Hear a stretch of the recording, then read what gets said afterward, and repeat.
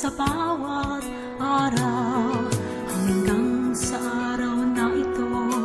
ng pagdiriwang ng dakilang yubileo ng sambayan na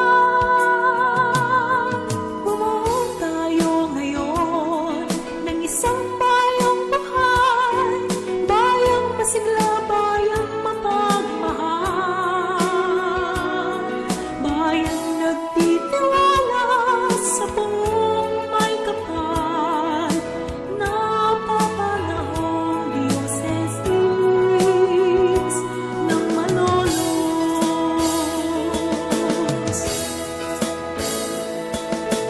Tayo ay lumapit sa Ama nating lumikha, kay Jesus na salita ng Diyos, ating manunubos, at sa Espiritu Santo na gumagabay sa ating lahat ng maging bayang ganap. Bumuo tayo ngayon ng isang